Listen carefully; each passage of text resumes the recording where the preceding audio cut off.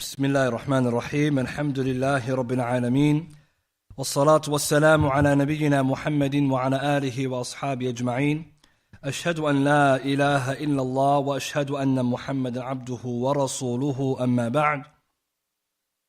Inshallah, tonight we'll begin a new text. Alhamdulillah, we completed the last poem on the Islamic etiquette and manners.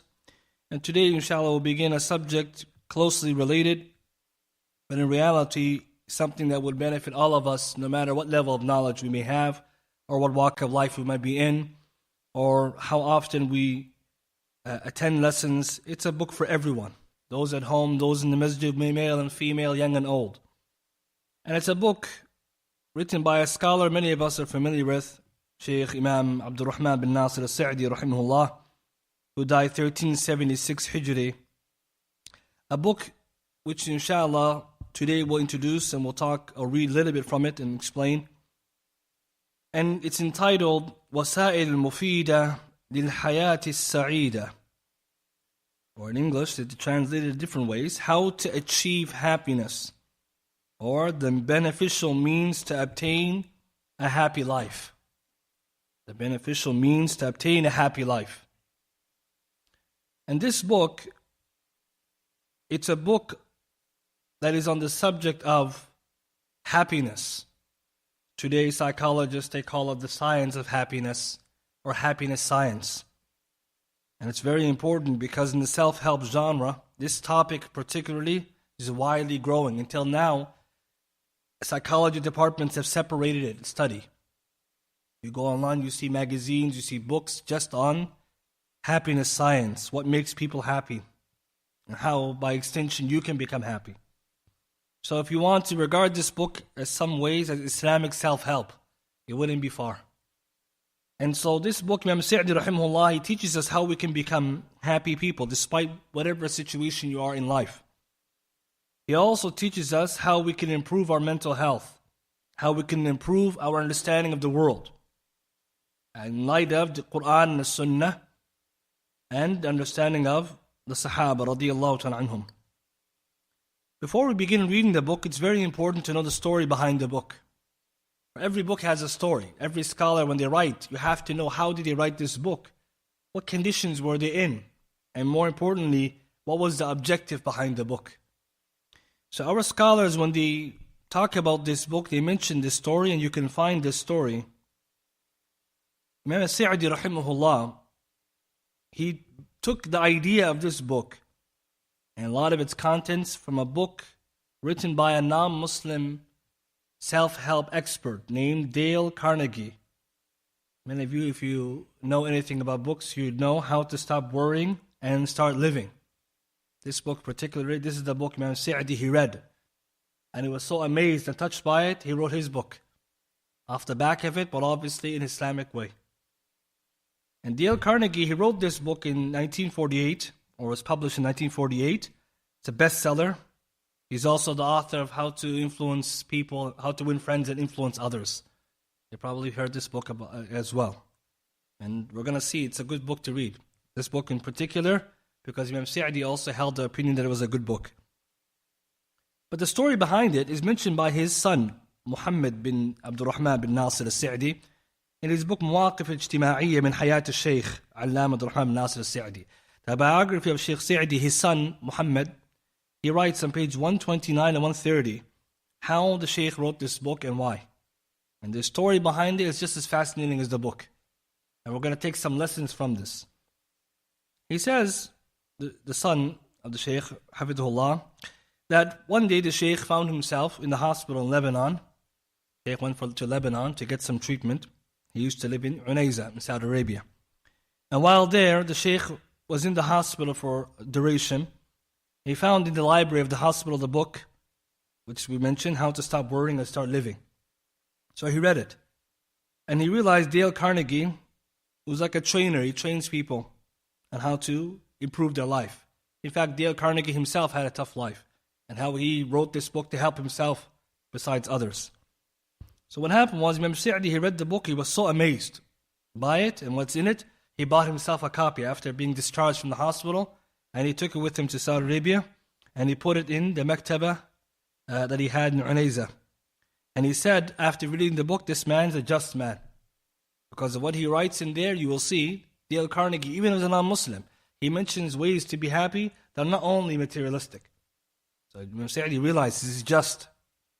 So when he took the book, he says, when he bought his own copy, the Shaykh, he brought it home with him.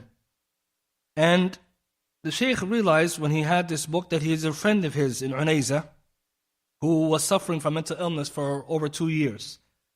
And he wanted to benefit this friend of his, so he told him, here, read this book. This book, Dale Carnegie. He said, read the book, فهو مفيد جدا. And it's very beneficial. And his friend, he read the book by Carnegie, and he himself started to improve his mental health after reading Dale Carnegie's book. And it's to the point he mentioned he became cured, his friend, from a lot of the problems that he was suffering from. And Imam Sa'di, rahimahullah, noticing this, how this book can help people change their mental health or improve it, he told his son one day to go, or one of his students, to go to the market, buy some paper and pens, and the Shaykh's going to write his own version of the book, which then he wrote, which is called Al-Wasail Mufid al-Hayat al-Sa'id, the one we have in front of us today. And the Shaykh then, he mentions his son, that Imam Sa'di, when he wrote this book, his obviously objective was to bring what was inside Carnegie's book, but in light of the Quran and Sunnah, because a lot of what he mentioned there is in line with it. But also, the Shaykh wrote the book as a cure for depression and mental illnesses of various types. Pay attention, brothers and sisters. This book itself, if you listen to it and you read it, you should buy it. You read it and you'll benefit a lot. The Shaykh then, his son, the son of the Shaykh, he says, the Shaykh's book became itself a bestseller. More than 10 different editions were published. He says one edition by itself, 50,000 copies were sold alone. And it was being distributed for free. I mean, Dale Carnegie's book, 6 million were sold. Sa'di's at least one copy, 50,000 by itself. Now, of course, it's Allahu A'lam how many. And this story that we said the Shaykh's son mentions is the backstory behind the book. And it's not only his son who mentioned it, Shaykh Ibn Uthaymin rahimahullah also mentioned it, his student. In Sharh Sahih al-Bukhari, Kitab al-Adhan, tape 1, side A, Shaykh Ibn Uthaymin was talking about different benefits. And one student raised the issue, and the Shaykh mentioned that our Shaykh Sa'di has a book, and he mentioned this book. And then Ibn Uthaymin said he also has a second book, which you can also find in English, Ad-Din al-Islami yuhillu jami' al-mashakil. That Islamic religion cures all problems. I don't know if it's that one is in Arabic or another one, sorry, in English or another one similar to it. But there's two books. Imam Uthaymin mentioned the Shaykh wrote two small books. And the Shaykh said he took it from this book by Dale Carnegie. And our Shaykh, he wrote it, his version based on this, because of the benefit in it. So the story behind this book is very inspiring because it teaches us the Shaykh's objective to cure people from mental illnesses and their worries. But also the fact that Shaykh took inspiration from a book from a non-Muslim because there was benefit in it, but also because what the benefit he found in there aligned with the Quran and Sunnah, and we're going to explain this point. If you compare both books, Carnegie's book and Shaykh Sa'di's book, you find a lot of overlap.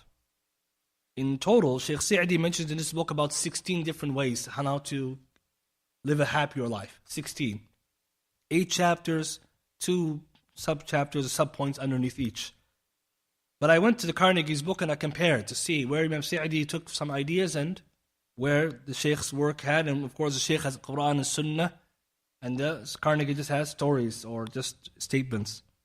And obviously it's not an exhaustive list because they didn't have that much time. But in chapter 5, for example, Imam Sa'di has a chapter, Imagine the Worst Situations. Right? One way to deal with the problems or issues we'll learn is to worry about the worst situation beforehand. We're going to get to that. Chapter 5, Carnegie has the same point. Worrying is harmful to your health. Carnegie teaches and Sa'di agrees. Keeping busy or occupying oneself in useful activities is a way to happiness. Chapter number 2 from Sa'di's book, Carnegie has the same point. Occupying oneself with the present. And don't worry about the past, worry about the present. Expect ingratitude. Page 43. Wallahi, when you read the titles even, sometimes you wonder, subhanAllah, you just want to read it yourself. Expect ingratitude from people. Next, create happiness for others, being good to others, which is page 23 of Sa'di's book. And the last one, which is very interesting, and this is probably why Imam Sa'di rahimahullah had a favorable view of Carnegie's work, that prayer is from the cures or the ways of happiness. Pay attention. Carnegie mentions dua or salah as a cure. Even in his Christian mind, prayer. And so this is a powerful point to show that when Sa'di read the book, what amazed him wasn't the fact that the author himself maybe was a non-Muslim, but what's interesting what he found in there. But also because the Shaykh's knowledge of the Quran and Sunnah, and Shaykh Sa'di is a specialist in the works of Shaykh Islam ibn Taymiyyah ibn Qayyim. So this is what inspired him, because as we're going to read, a lot of Carnegie said, Ibn Taymiyyah ibn Qayyim said before him. And inshallah, we will get to that as we go along. Fa'idah, benefit from this backstory. Imam Sa'di rahimahullah read self-help books. And many of us might find ourselves reading self-help. There's no shame in that. Someone may say, well, should I read a book of a non-Muslim? No aib. No wrong. It's not embarrassing. Because they have benefit too. Maybe something psychological, economical, you can take. And this is because if it's in line with the Quran and Sunnah, then there's no harm in taking from non-Muslims from beneficial knowledge. Some people may view that it's unacceptable to read these things. Why do I need to help a person who's not a Muslim? That wasn't the approach of the ulama, or not the approach of Rasulullah sallallahu alaihi wasallam. And it's a statement that many of us we know, but the ulama they mention. It's not a hadith per se. It is a hadith marfu' da'if, but it's a statement of the Salaf. Al-hikmatu daratul mu'min. That wisdom is the lost property of the believer. Many of the Salaf would say that. Hikmah, wisdom, is the lost property of the believer. Wherever you find it, you take it. Means if today we go and we find something on the news, we find something in your co-worker told you, your family told you, the person in the street told you, and it's in line with the Quran and Sunnah, benefit from it. And so from here, we need to remind ourselves that Carnegie is the author. But we're going to judge his contents based on what he writes, not just because he's not a Muslim. And now, from this point, I want to highlight is where it's permissible in Islam to take knowledge, to take science. And when I say knowledge, it's like worldly benefits, not religious knowledge. Because the non-Muslim, they don't know Islam. They know science and math and economics and all other dunya sciences. You can take benefit from these things from them without any harm, provided that it's in line with the Quran and Sunnah, or at least not against it. And you find this practice widely, right? We're sharing information all the time in the modern world. And I'll bring you now hadith, fa'idah. Hadith Sahih Muslim 1442. Nabi sallallahu alayhi wasallam, one day he was discussing or looking into a medical issue. It's called al-ghila, which is a man having intimacy with his wife when she's in the state of nursing a young child. Ulama, they talk about this. The Prophet ﷺ was thinking about, is it healthy for a man and woman, a husband and wife, to have intimacy while the mother is in a state where she's nursing a younger child? Means is intimacy going to harm the breast milk or not? Nabi ﷺ was thinking about this. And then he mentions the hadith in summary. The Prophet ﷺ checked what the Persians, the Romans were doing. And he found no harm in them. And when they practiced this. And it means scientifically, medically, they didn't get affected by it. So the Prophet ﷺ didn't prohibit it. On the Romans and Persians, not Muslims. Here, Shaykh Uthaymin in Sharh Bulugh al-Maram, page 4, volume 4, page 572, he says from the benefits of this hadith is the permissibility of taking a knowledge, of worldly knowledge from disbelievers, if there's a benefit, and there's no harm on a person in taking from disbelievers, whether it's benefit to take or harm to leave off. Very important, because again, if you go and read a science book and you find a benefit, it's yours to take it. But somebody may say, oh, we can't, it's not Muslim, or they may even think, why should I read self-help? Imam Sa'di rahimahullah, he read and he found it was beneficial, and what he did was he measured ala kitab al-sunnah. That's what the Muslim does. We read anything, we listen to anything, we filter it based on the Quran and Sunnah. If it's wrong from that angle, we leave it. If it's in line with it, we take the idea and we defend it from our sources. So this is a great benefit to me, because many of us, I'm sure, we read self-help, so you don't have to feel guilty. He read, rahimahullah. And secondly, if you benefit something, there's no harm in actually bringing the benefit to the one you took it from. This is from Islam. Even if it's not Muslim told you something, it's beneficial, you say that person said it. But we know to the academic research. And alright, I'm going to finish this part of the introduction with some lines of poetry from the poet. لا تحقرن الرأي وهو موافق حكم الصواب إذ أتى من ناقص فالدر وهو أجل شيء يغتنى ما حط قيمته هوان الغائس. The poet, he says, do not belittle a correct opinion. A correct opinion which is aligned with correctness, or is a correct opinion, if it came from one who was naqis, who was deficient in him or herself. For pearls, which are the most precious of things, are not degraded due to the lowliness of the diver. You following me? When you go and get pearls, do you care who got it out of the water? Right? When you buy the pearls in the store, you don't say who got this pearl, Muslim, non-Muslim. You don't worry about how low he went. At the end, you measure the pearl for itself. Fa'idah, that in the day, Muslim, we are more just, and we have to be just too.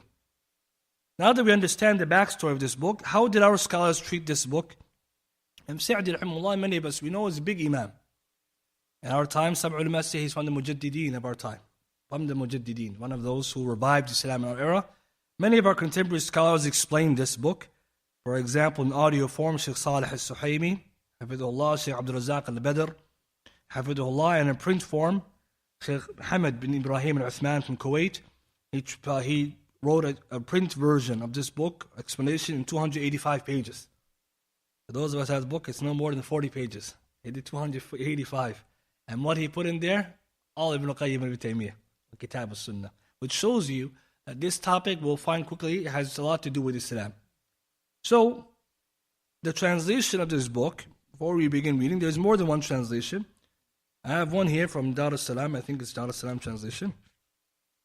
Right, so there's one translation like this, small one. And then the one that we'll be using is the one from Dar es-Sunnah in Birmingham. Right, there's a more recent. And they titled the book differently. They called it The 8 Steps to Happiness. Right, so they kind of made it more self-help oriented.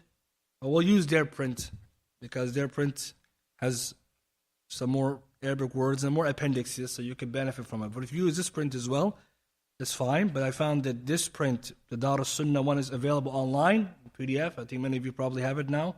Whereas this one, it's only for purchase. So either way, it's okay. And again, I advise the brothers before beginning to buy this book and to buy Dale Carnegie's book, both of them, for you'll benefit a lot. Especially when we see Sa'di's book, everyone should have a copy. It's a good gift to give to people. But wallahi, when you read the book, it helps so many people change their life, as we'll see, just like it helped others. The author, we're going to begin reading, inshallah, and we'll comment as we go along. Today, maybe we'll do just the author's introduction. But like we said, the organization of the book, about 8 chapters. And he has about 16 different ways to gain happiness. So we'll begin page 15, which is the author's introduction of the English. If you have the English on PDF or print, we'll begin from there. The author starts in the name of Allah, the most beneficent, the most merciful. All praise be to Allah, for Him are all praises. There is no deity worthy of worship but Him alone, without any partners. Peace and blessings be upon His final messenger Muhammad sallallahu alaihi wasallam, upon his family, companions, and all those who follow his guidance from the believers till the last day. So the author obviously begins, like all the scholars begin, with the basmalah, and then with the hamd of Allah, praising Allah, and sending salutation to the Messenger sallallahu alaihi wasallam, and then sending or asking Allah to bless the companions and the followers of Islam. And we know this format of beginning is for any book, even a book like this. Someone will say this book is religious, but it's also dunya in some ways. It's okay. Anything you begin with this, you get the barakah.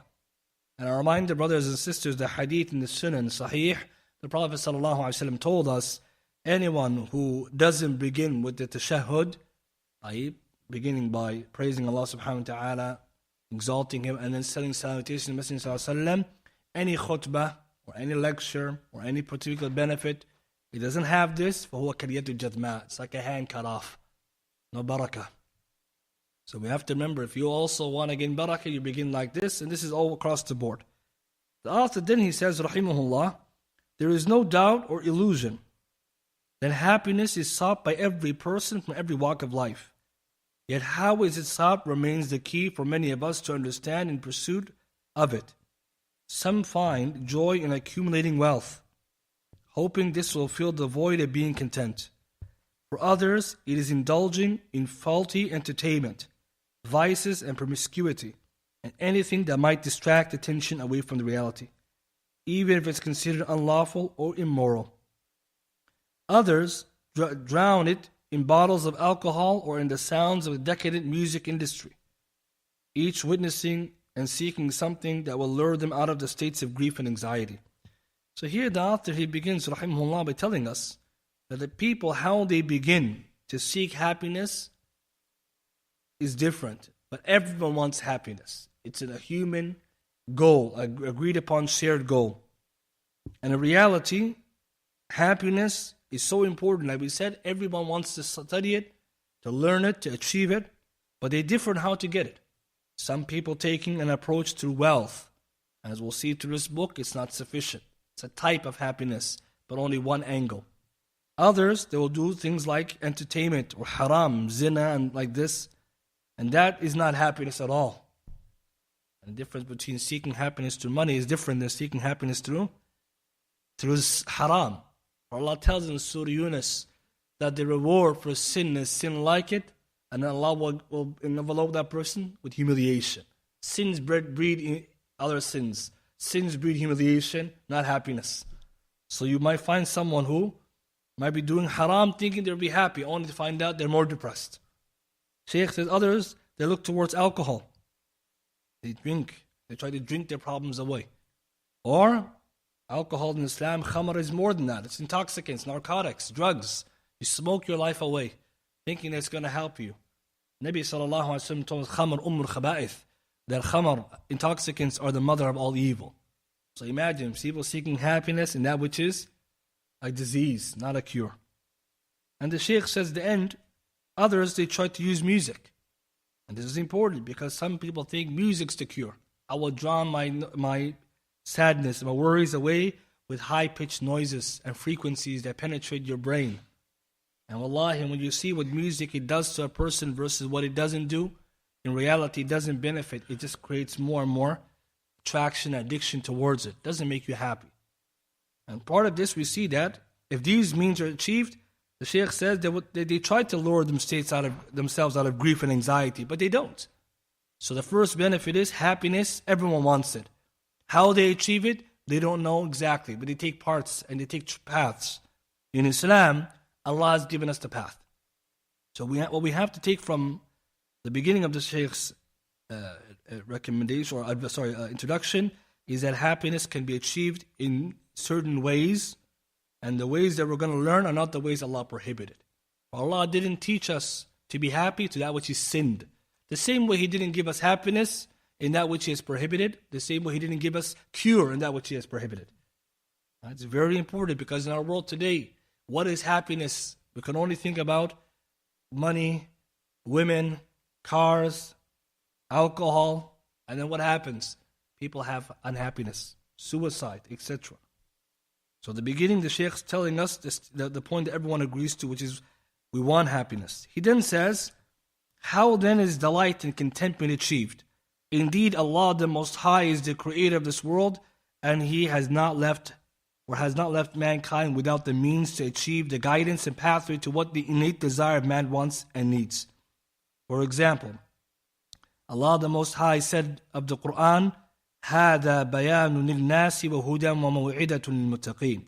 This Quran is a clear statement to all the people and a guidance and instruction for those conscious of Allah. So this is in the Quran, Allah is telling us, Surah Al-Imran, Ayah 138. So Allah tells us that the Quran itself is a guidance and instruction. The religion of Islam has come to tell us how to worship Allah, but also how to be happy. It wouldn't be any kind of it wouldn't make any sense. Allah would want us to be happy, but didn't tell us how. And this is important for the Muslim because our understanding of happiness goes back to everything that we know to be good or bad. We know good and bad, we know halal and haram through what's in the revelation. Yes, we might be innately able to discern certain things don't make me happy, certain things can make me more happy, but ultimately we need Allah subhanahu wa ta'ala to decide for us. أَلَا يَعْلَمُ مَنْ خَلَقَ. Doesn't Allah not know His creation? وَهُوَ اللَّطِيفُ الْخَبِيرُ. And He's all subtle, all aware. It's very important. If someone were to say, but I find happiness in haram, that's a perceived happiness, not true. As we're going to find out, true happiness, it can only be sought in the religion or whatever the religion allows of happiness. So now the Shaykh says to proceed. Now he's going to make something very important. He says states of contentment. tranquility, and having a peace of mind and happiness, and doing away with anxiety and depressions are goals we actively seek. Attaining them will translate to our happiness and lead to a goodly life. Reaching them, however, is contingent on three main causes. Now the Shaykh is going to show us to be happy, to be away from depression and anxiety, three ways. There's three angles. First, namely religious. The religious means to gain happiness. And we're going to see that is the most important one, the religious way to happiness. Number two, natural means to happiness. And what does that mean? It means somebody, in order to be happy, they need to have their body and their mental health to be in a good state.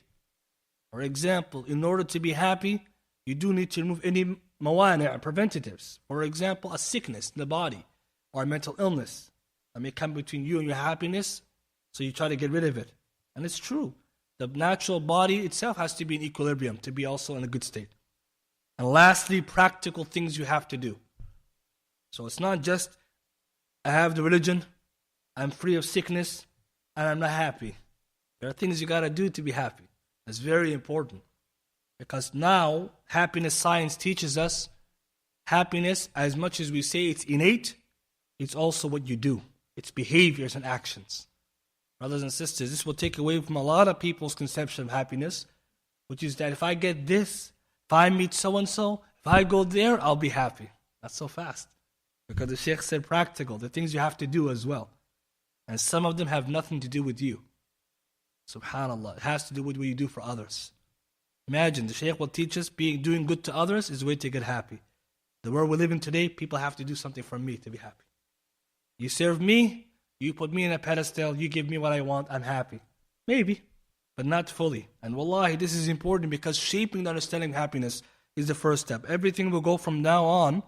When we read more of the book, I'm going to bring you the studies as well. From the Quran, Sunnah, A'imma, and then I'll bring the studies where they are. It's all lined up. Now the Shaykh, when he mentioned these three steps, he didn't mention that this is it. He says now none of them which are possible to secure except by one who has believed and submitted himself to the will of the Creator. So the last one, which is a condition, is Islam, or someone being a Muslim who submitted themselves to Allah. Because if someone, for example, is not religious, but they have the health, the mental well-being, they take the practical steps, they're being even religious in their own way, they're missing the mark. Because Allah subhanahu wa ta'ala, who is the Creator, and who is the one who makes people happy and those who are unhappy, He's the only one who will allow you to be happy. So you have to submit to Him. You have to believe in Him. And there's no surprise then, brothers and sisters, religious people are more happy than non-religious people. Is there any surprise there? Right? And we'll give you here a study. Pew Research in 2019, they did a study in America, Pew Research, that religious people have been found to be happier than non-religious people. I'm not surprised. But see, some people, we want to be happy. I want to do what it takes to be happy, but they want to miss the foundation. Again, non-Muslim study, and the non-Muslims are coming to that, and we're going to get to Islam in particular in a second. So what we take from this is someone cannot take all or some aspects and deny the foundation, because you get close, but you're not there yet. And in Islam, happiness is what Allah subhanahu wa ta'ala allows the person to achieve. But when we come to this point of submission, we should understand that as Muslims we are fortunate. That's why we need to teach people Islam. Because part of the idea of Islam is Islam submission. What in Islam is also salama. There's safety and peace. With this point, we're not going to negate that other people who are non-Muslim or who are not very religious cannot have a portion of happiness. No one's going to say that. Or they're going to have the true happiness. This is the big one. And the Shaykh then says, aside from the believers, others may assume reasons in attaining the causes of happiness from one aspect, yet another cause will escape them from the other side that is stronger, more qualified, and useful.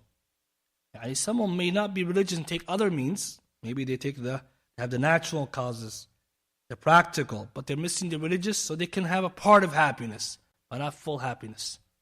Another way of looking at it, they may be temporarily happy, but not long-term. See, some people say, why do I need Islam when I can be happy doing what I love to do in my life? You will be happy, but not for long.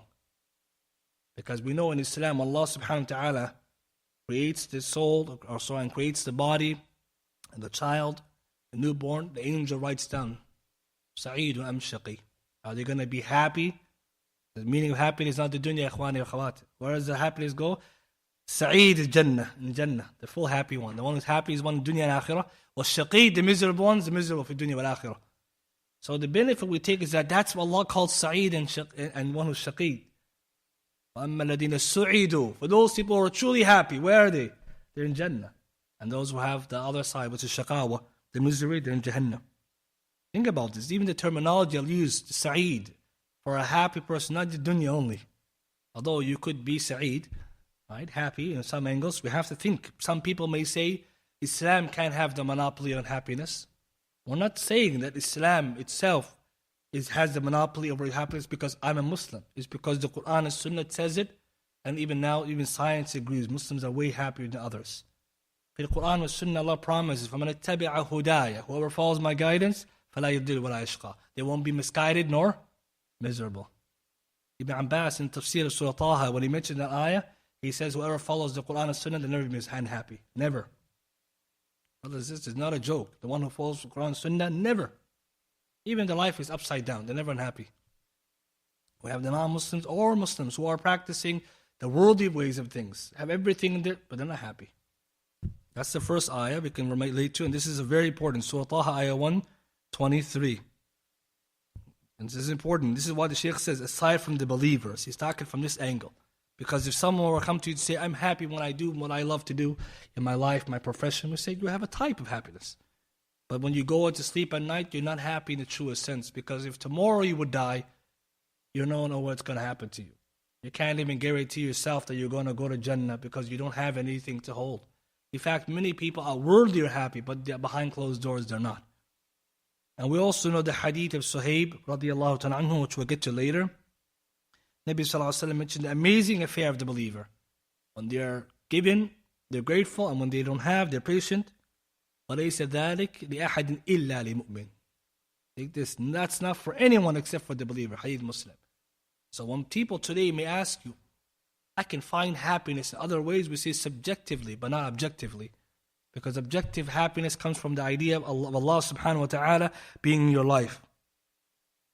With that being said, Islam doesn't come to tell us happiness is only in the religious side of things. Because some Muslims may think happiness, it means I'm just praying and that's it. But the human's complicated. For example, you're praying, you're happy. But if you're hungry and you're praying, you're not the same as one who ate and he's praying. He's more fulfilled. And that's not a knock on the salah. What is it teaching you? Human beings are the way that we are. We have certain conditions as well. The ulama, they understand this. Islam has come to fulfill all of that. That's why when you're hungry, do you pray salah or you eat dinner first? Sunnah is, eat the dinner first. Not against Islam. And I'm going to mention now this point because some people think happiness is without dunya entirely, which is not true. But if you were to now make a hierarchy and prioritize, it's deen first.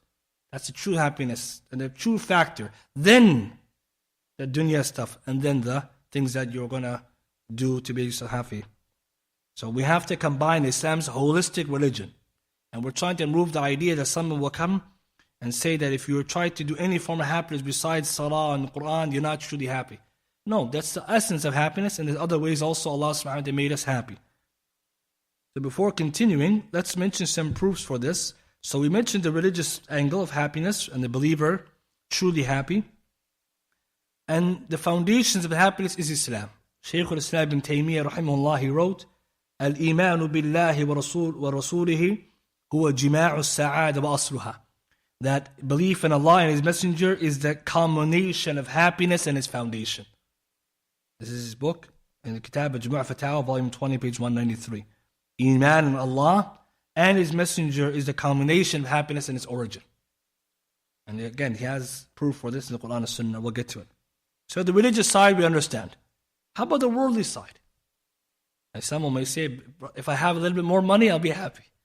And we're not going to deny that. Yes, maybe if you had a little bit of money, you'd be more happy. Hadith Sa'ad bin Waqas radiyallahu ta'ala anhu. قال رسول الله صلى الله عليه وسلم أربع من السعادة. Prophet صلى الله عليه وسلم said four things are from happiness. المرأة الصالحة, a righteous wife. والمسكن الواسع, and a spacious home.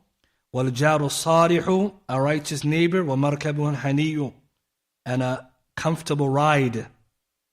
وأربع من الشقاء الجار السوء والمرأة السوء والمركب السوء ومسكن ضيق. Nabi sallallahu alaihi wasallam said four things are from happiness: a righteous wife, a spacious home, a righteous neighbor, a comfortable ride. In today's world, a comfortable car. انظر اخواني, Hadith Sahih al-Targhib al-Albani 2576. And four things are from unhappiness, which is the opposite, which is bad neighbor, a bad wife, or means in bad manners and religion, a bad riding animal or vehicle, and lastly, a restricted house or restricted dwelling. This hadith, all the Prophet mentioned ﷺ, besides the righteous wife, are material. What did we take from that? Material happiness, juz'un min as-sa'ada, part of happiness. Someone come today and tries to take that out of life. How is that going to work? When Allah tells us in the Quran, go and walk in the back of the earth, go and travel and make your provisions. For what benefit? Not only to pay your bills, but also to enjoy it. قُلْ مَنْ حَرَّمَ زِينَةَ اللَّهِ. Who made haram Allah's adornment and His bounty? So Shaykh al-Albani rahimahullah, when he was asked about this hadith, he said this is a part of happiness. And this also responds to those who think it's all happiness. Right? In our world today, you're told, nice house, nice wife, nice car, then you're happy. Nope. Studies show that person is still not happy. Maybe they might be suicidal even, subhanAllah, with all that. Not happy yet. Because something's missing. And we'll see here, Nabi sallallahu alaihi wasallam, what he said here, does it contradict the hadith Suhaib brothers in the ayat in the Quran? No.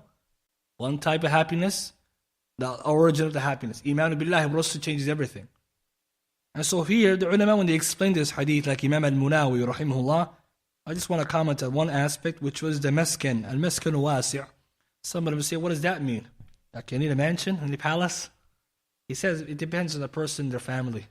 What could be restrictive to one is spacious to the other. كذلك. Because someone think, I need a mansion. Maybe you by yourself. What are you going to do with that? That could make you not happy. Because you're going to have to clean that. Non-Muslims, they learn this today. Or someone could be a family, maybe moderate or big size. They have a small home, but they're happy with it. See? Doesn't go against us. Because we don't want everyone to go from here and say, nah, brother, I have to get a mansion. I have to buy a home. I'm not saying that. I'm not telling you that. I'm just telling you what makes people happy. From here, Nabi sallallahu alaihi wasallam is teaching us an aspect of happiness. So, if we understand that happiness, the religious side of things, the worldly side of things, and the practical, which is what do you do to make yourself happy? What habits and behaviors do you have? For example, gratitude and thankfulness and service to others all make people someone happy. You see, today someone may think, if I want to be happy, I need the opposite. But we'll learn happiness also comes from what you do. From here, completing what Imam Sa'di was saying there, he says at the end of the chapter there, in the introduction, I will mention in this treatise of mine the ways and means to achieve this lofty goal that is universally requested. Among the causes for happiness are those that have been weighted wisely and well trodden. Among the causes for misery are those that have also been noted and recognized. And then there are those practices mixed with both causes of happiness and misery as for whatever Allah has accorded. And indeed, Allah is the one who grants opportunities and means and assists with goodness and prevents from evil. So this is the author's introduction. So we will stop with the reading from there, but I want to mention a few more things before we finish, which is how, for Muslims particularly, Islam is the greatest source of our happiness. And only a Muslim would know that. A non-Muslim can see from afar, but if they're not a Muslim, they won't have that same kind of experience. The Shahada and Islam and Tawheed, it fills a gap in the heart that can't be filled with anything else. And to prove to you this, interestingly, there's a study in 2019 by non-Muslims in Germany, published in American Psychological Association, that found Muslims report the highest levels of life satisfaction and oneness and happiness. Again, this is like a study everyone is allowed to report. The Catholics reported less than us. You're self-reporting, and we'll still reach the highest. Which means that even if we were to say that we don't know if most religious people are as happy as they claim, why are people, like, or other than Muslims, reporting less than we are? It means a Muslim has problems too. We have issues, but we're reporting high levels of happiness because we're living according to our purpose. One of the biggest foundations of happiness is to live in accordance to the values and purposes you believe in. وَمَا خَلَقْتُ الْجِنَّ وَالْإِنسَ إِلَّا لِيَعْبُدُونَ. Allah only created the jinn and ins to worship Him. If you worship Allah, then you'll be happy. Because that's why you're created. If someone is subjectively happy, they put another goal. I'm going to be a good engineer, a good accountant. I'm going to be a good athlete. You may be happy when you achieve your goal, but that's not what you were created. So you can see that someone might say, how come Islam makes you happier? Because Islam is the religion of Allah, and Allah created us to worship Him, and when you worship Allah, He promised to be happy. You won't be unhappy. So this is, subhanAllah, extremely interesting and very powerful. Wallahi, brothers and sisters, we don't understand. If you talk to someone who's not a Muslim, you mention these things they can only see from afar. But when they become Muslim, and I listen to these stories, and sometimes the reverts, when they come to Islam, what they say about Islam, what it does for them, you always notice it goes back to tranquility, peace, and happiness. It's not always the rational arguments of Islam. They look to how I felt, how I slept, how I dealt with others. This is what brought me to Islam. What Islam does for my peace of mind. Whereas us, we have this, but we don't realize it. And as a statement usually goes, we're not grateful for that which you have, or you take it lightly. On top of this, as Muslims, we should also know, Allah promised the Muslim to be happy. We're going to talk about this ayah later, but it's in Surah An-Nahl, ayah 97. Whoever does righteous deed, whether male or female, and while they are the believer, will surely cause them to live a good life. We're going to explain that. The Shaykh is going to bring that later. And to close for today's lesson, the reason why Islam and religion makes you the most happy is that the other means of happiness, they feel certain aspects of your life. For example, we said having a nice house will make you happy because it feels that desire you have in you to have a nice spacious house, your family, more comfort. Same thing, righteous wife, she will benefit you in the dunya and the deen, help you with your worldly life, encourage you khair. Same thing with a good neighbor, right? Because a good neighbor will be nice to you, won't harm you. And a good comfortable ride, it's easy to get to places. And the ulama, they explain these things, but those are material. You may have all of that and you still feel something's missing. And this is why so many people, when they get wealthier, this is when they hit the plateau and problems really start. Because many of us, we're not at that ultra level of richness, or we're not millionaires or billionaires, or we're not at, maybe say, the pinnacle of what it could be of worldly success and wealth. When you reach the top and you're still feeling down, that's where the problem is. But when you're on the down looking up, or on the way up, you can justify your lack of happiness on different stressors. You can say, this happened in my work, this is problem, the house. You can make excuses and you will let go. But when people reach the top and they're still not feeling good, the irony, and it's called the paradox of affluence, the richer people get, the more likely they commit suicide and fall into depression. Something that, again, it doesn't make sense. It's not adding up. But there's a statement Imam Ibn Qayyim teaches us that can teach us a lesson. Because it's not the only Western world who are ultra rich, right? We have ultra rich people in the Arab world and the Muslim world all across. But we don't find them to have high rates of suicide. Following, brothers? People today see material wealth, they get to the top. You get to the top, you might not be happy. You might even feel like you don't want to live. But we have in the parallel world Muslims who have more wealth than some of those people, those celebrities. Because we always forget our Muslim ummah, we're very wealthy as individuals, maybe our families versus maybe each person. We have ultra rich. We have to always remember that. We think celebrities ultra. We have ultra rich on the other side. But their quality of life is higher. We have Ibn Qayyim rahimahullah wrote in Madarij Salikin something powerful. He said, "Inna fil qalbi sha'athun." In the heart, there's a type of distraction, an annoyance, a scattering. La yalummuhu illa liqbaru ala Allah. It never will be closed and gathered together except by turning towards Allah. There's a hole there. Imagine someone could have everything and he still feels I'm everywhere. I'm all over the place. But when you're a Muslim and you practice Islam, you could be maybe not organized, but Allah will bring everything together for you. It's a hadith. We know this. But imagine this statement Ibn Qayyim saying is so interesting. Because today when we look at the issue of the opposite of happiness, which is depression and sadness, irreligious people are more likely to commit suicide, more into the depression and the meaninglessness of life, especially the atheist crowd. And the Muslims, when they get material wealth and we're told there's going to be happiness, part of it got to complete the story. And that's my advice, because we have amongst our own community those who, they want to be happy, they gain everything, and then turn around, they just come back to the masjid. They come back to the Quran, they come back to Salah, things that they thought they were going to be in their way of happiness.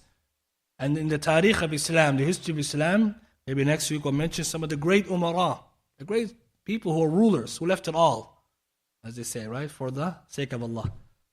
And it's very important. And on this point as well, I want to touch on something, that if someone is righteous and they're happy and they have the worldly life, that's a ni'mah min Allah subhanahu wa ta'ala. They should thank Allah. Because the person who Allah blesses with material wealth to reach those aspects of happiness, they have a certain duty, which is thankfulness and gratitude. And those who don't have that, but they still have their Islam intact in their religion, they have to have patience. Both are for them. And both are ibadah. Because on the other side of things, when you have more and you are being blessed by Allah and you have religion, Allah also subhanahu wa ta'ala wants from you to do more. And it's important that sometimes we may ask ourselves, is happiness and wealth correlated? Yes. But the condition we keep mentioning is the deen. Hadith, I'm finished with this hadith. Amr ibn As, Nabi sallallahu alayhi wa sallam told him, Ni'mul malu salih li rajul salih. How good is good money for who? A righteous man. Oh, subhanAllah. Look at the hadith. Look at the two he paired. Righteous money, halal, and righteous man or woman. Not halal money, bad man. Or haram money, good man. Or haram money and bad man. Allah ta'ala, that's the worst. And we've got to think about this deeply, because in our society, and when we read the Sheikh's book, we're going to deprogram a lot of the things we're taught subconsciously in schools, at work. If you have money, you're happy. Not true. Or if you have money, that's it. The Rasul sallallahu alaihi wasallam is the greatest paradigm of happiness. His Sahaba. And we'll see how they dealt with both challenges of having and not having. And inshallah, as we read the book, it's something you can share with others. Inshallah, even if you get the book, it's easy to read for anybody. Bi-idhnillah ta'ala. We'll start with this much. And next week we'll go from chapter 1 or step 1. Anyone has any questions, inshallah, we'll take. Yes. Imam Ibn Qayyim said, "Inna fil qalbi sha'athun." In the heart there is a type of distraction or scatteredness. La yalummuhu. It will never be gathered together. Illa al-iqbalu ala Allah. Right? Except by iqbal, turning towards Allah subhanahu wa ta'ala. Madarij salikin. And what that means is that, in the hadith, another hadith, we know, hadith Abu Hurairah, hadith Zayd, that if one whose goal is the dunya, that's what's going to happen. When your goal is the Jannah, the goal is the Akhirah, what happens? Jama' Allahu shamlahu. Allah will gather your affairs for you. How many of us can be witnesses? We can say 100% happen in your own life. You're all over the place. When you start praying more, Allah brought all together. When you start doing ibadah, ta'ah, as we're going to get to obedience, then everything starts lining up. But before that, it was everywhere and anywhere. Especially in the heart. And that's the part that's interesting, because it's not about what's in the hand, it's the heart. Somebody could be living in a mansion crying in depression. Another person could be in a jail cell and just be happy. And that's why Ibn Qayyim says, when Shaykh Islam Taymiyyah's famous statement, what can my enemies do to me, until the end of it, Ibn Taymiyyah is in jail. He's the happiest of people. Ibn Qayyim will talk about that, those instances where he went to Ibn Taymiyyah for encouragement. He found his situation happiest. That he has the most problems. So it's very important. Muslims can take a lot in this, because with COVID, there's a lot of these issues. COVID-19 has brought a lot of these discussions to light. Inshallah, as we go along, we'll just try to add them together to the book. Anyone else have anything? Yes, brother. Alaikum.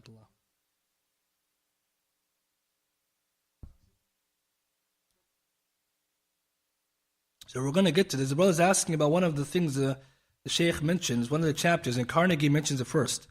And one of the chapters, Imam Sa'di takes from that page 43 of his book, of our book of the English translation, expect ingratitude. People are not grateful. You should know that. وَقَلِيلٌ مِنْ عِبَادِي الشَّكُورِ.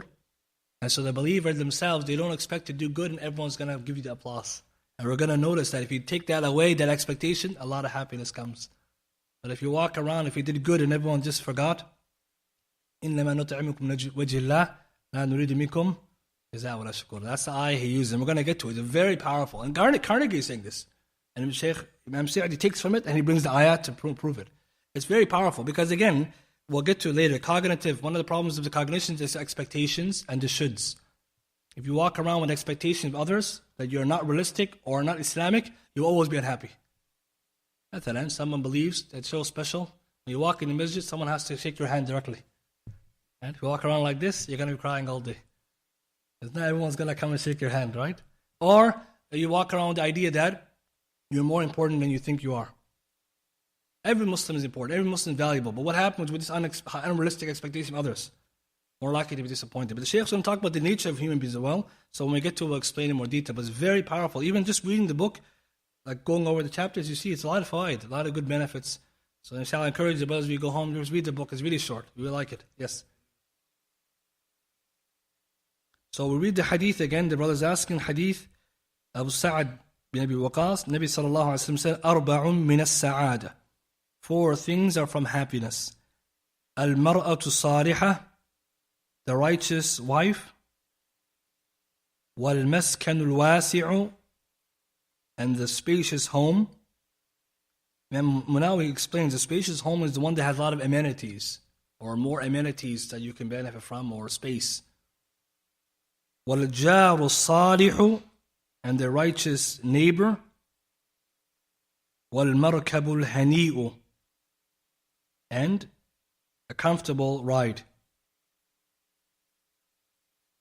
So that time a riding animal, but by extension to the car. And the last part, hadith, أَرْبَعٌ مِنَ الشَّقَاءِ من الشقاء الجار السوء والمرأة السوء والمركب السوء والمسكن السوء. So ضيق, والمسكن ضيق. So from this is the hadith Sahih al-Targhib 2576. Inshallah, someone can go back there and they could read from there. Any other last question? Yes, brother. So Dale Carnegie's book, it's entitled How to Stop Worrying and Start Living. How to Stop Worrying and Start Living. It's PDF, you can find it. And he's also the other book, How to Win Friends and Influence Others. It's also a very good book. Yes.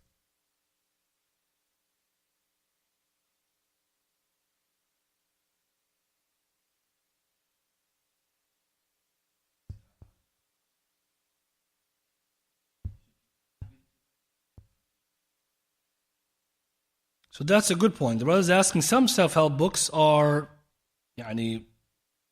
leaning towards a particular ideology. Especially a lot of self-help people are into New Age spiritualism, which is one of the problems with the whole industry. That's an aqidah that's corrupted. Right? Pantheism and a lot of Taoism and Buddhism and other things. So someone's reading, he has to be careful from the beginning. Who's the author? What are they trying to read? But if there's some nonsense in it, but some benefit, you can take the benefit and share it. But if you're going to recommend it, you should recommend a book which you feel like comfortable with, or like we said, with disclaimers. That this book has issues. A lot of times you notice some of the best of them are those which are evidence-based. As the books that we mentioned before, some of them are just like more to do with stories, or like The Secret, for example, that book. You avoid those altogether. There's nothing in there that is science-based. It's all religious. So you try to pick the ones that are science-based to benefit from them. And that's why if you read and nothing wrong with it or benefit, you can share it. But you also have to be wary that sometimes when you do read these books, sometimes these people, they want you to buy their books. So, I have some experience of reading them. You find that some of them just want you to buy the book, or they're trying to profit off your weakness. So, for example, if you need help on this, they always have a book for you. But that doesn't mean that they're also successful in that. But at the end of the day, it's the benefit we take. If there's nothing wrong with it, or if you worry, but that's why these books, they're classics. Some of the other ones, we have to be careful. Maybe another time we'll talk about this particularly, because some of the ulama have categorized this new aqeedah and refuted it. This new age stuff is very popular. And unfortunately, this Muslim community is very popular as well. A lot of Muslims are getting into it. Inshallah, we'll end with this much. I don't want to take more time. Inshallah, next week we'll begin from the first chapter, or step number 1. Subhanakallahumma bihamdika, ashhadu an la ilaha illa anta, astaghfiruka wa atubu ilayk.